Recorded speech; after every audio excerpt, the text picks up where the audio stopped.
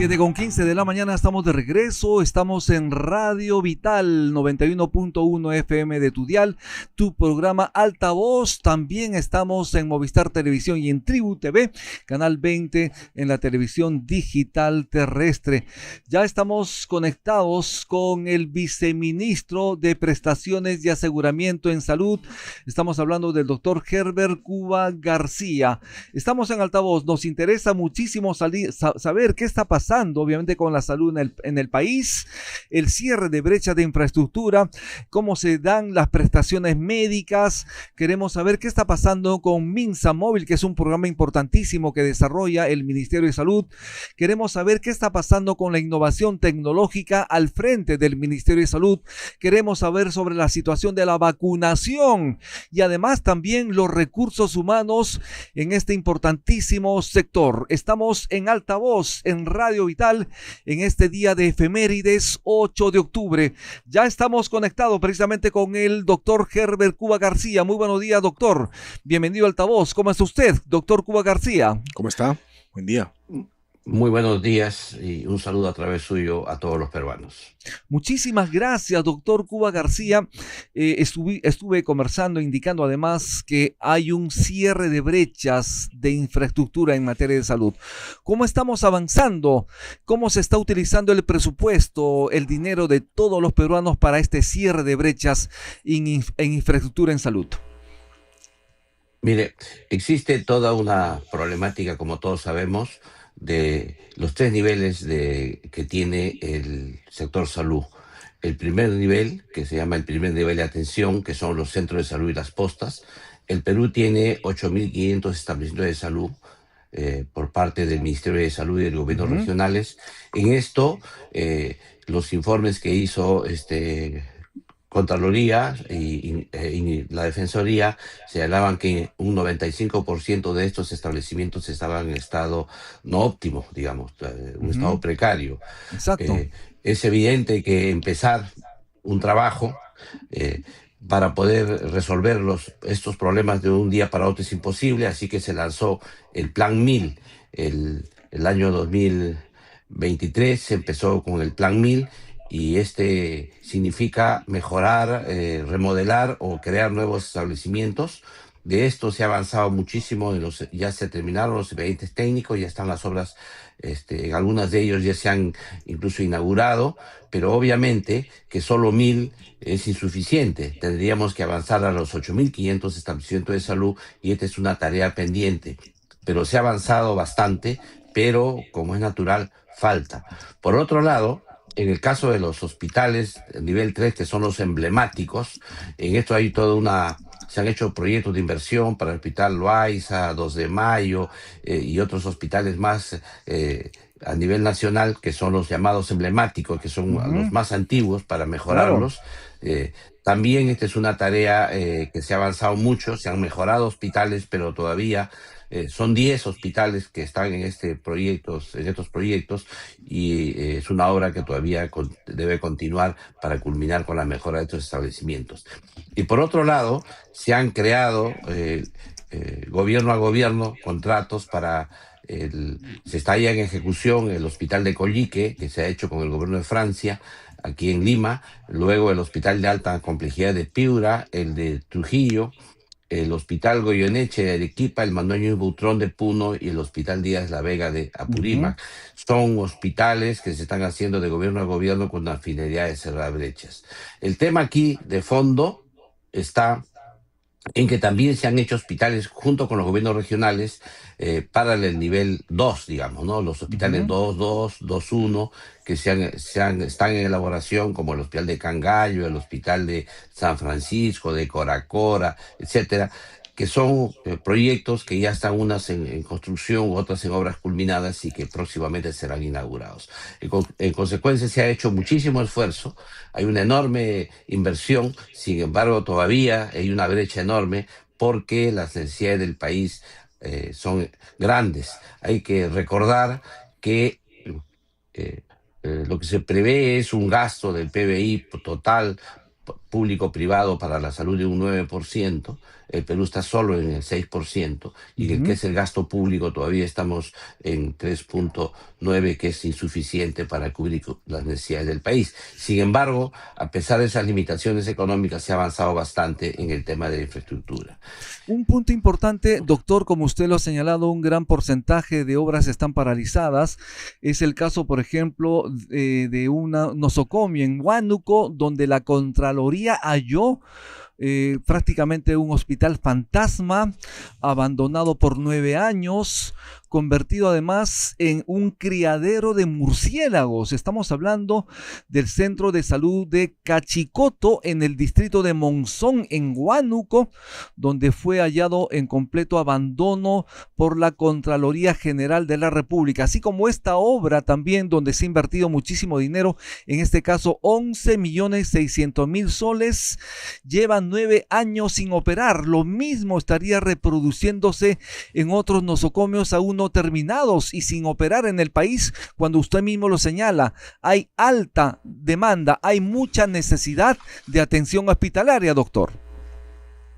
Es cierto lo que usted señala, no nos olvidemos que en el Perú construyen este centro de salud los tres niveles de gobierno: el gobierno nacional, que es nuestra competencia, digamos, directa, los gobiernos regionales y también los gobiernos locales. Hemos encontrado 57 proyectos paralizados, grandes obras como el Hospital Lorena de Cusco, Sí, que ya está próxima a culminar en el mes de diciembre, que la obra fue destrabada, es una obra emblemática de paralización desde el año 2014, y que ahora este año, a fines, en el mes de diciembre, será culminada y puesta en funcionamiento el próximo año, en el primer semestre. ¿Esto qué esperemos que así significa? sea. Que destrabar los proyectos es muy complejo, o sea, se judicializan fácilmente, y luego hay un proceso difícil para hacer esos destraves, y más aún cuando son en los gobiernos regionales, como usted señala, o en los gobiernos locales, que a veces Ujú. nuestra intervención es sobre todo bajo la forma de asistencia técnica, de ayuda, pero a veces no se puede intervenir directamente. Sin embargo, hemos destrabado 57 proyectos de inversión que estaban trabadas durante este periodo, pero eso no significa que ya hemos cerrado la brecha por completo, como usted bien lo señala. Efectivamente. Un punto importante también que se tiene que atender son las prestaciones médicas. En algún caso, por ejemplo, aquellas personas que están afiliadas, por ejemplo, a Salud y quieren atenderse en el INEN, en el Instituto Nacional de Enfermedades Neoplásicas, no pueden hacerlo, porque para eso necesitan estar en el SIS, en el Sistema Integral de Salud, en el SIS. ¿Cómo es posible que esto pueda ocurrir en el país cuando las personas requieren atención especializada en el INEM, por ejemplo? No pueden ser atendidos si tienen el seguro, si tienen salud, por ejemplo? Para ello tendrían que tener SIS. ¿Cómo se va a resolver esta situación, doctor? Mire, en este tema existe una serie de limitaciones legales que han hecho desde la llamada reforma de salud que se realizó en el Ujú. año 2013, en el que se señala pues que se debe, cada forma de seguro se atiene en sus propias instalaciones. En este caso, los asegurados de salud se deben atender en el salud, los asegurados del MINSA en el MINSA, los asegurados de otras, de las Fuerzas Armadas en sus respectivos hospitales de las Fuerzas Armadas, la sanidad policial de igual manera. Y en este caso lo que ha ocurrido es que eh, debería haber una especie de intercambio de servicios entre las diversas instituciones para poder dar el servicio a la población, pero eso no ha ocurrido. En la práctica eso es muy complejo, porque aquí va el tema de costos, sino de precio de mercado para poder hacer esos intercambios, y por lo tanto usted lo que señala es exactamente lo que sufren los ciudadanos, sobre todo cuando tenemos enfermedades de alto costo. Y en Claro. este caso, la propuesta que se ha estado trabajando es que efectivamente se le dé la atención en el INEM bajo un tarifario que ya está establecido para poder dar atención a la población. Pero también aquí hay que señalar es que todavía la brecha para la atención de la enfermedad del cáncer no se ha cerrado, o sea, todavía hay demanda insatisfecha, o sea, hay aglomeración en los servicios de salud, pero también hay aglomeración en el INEM. ¿Por qué? Porque hay muchísima población que acude de todo el Perú para ser atendido. No nos olvidemos que bajo la modalidad del Seguro Integral de Salud, hoy día se cubre la atención de todos los tipos de cáncer, y demás, los cánceres más baratos hasta los cánceres más caros. No existe ninguna exclusión para atender el cáncer en el caso del Seguro Integral de Salud.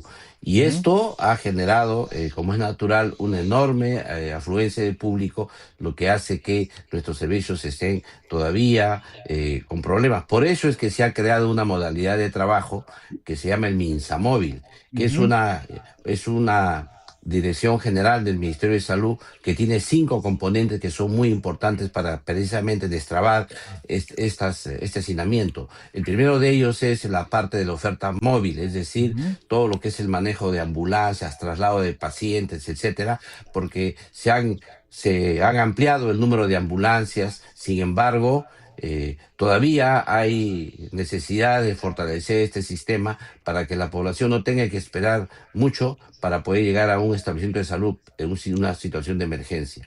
El Ah, don segundo Salomón. tema que se ha Sí, avanzado,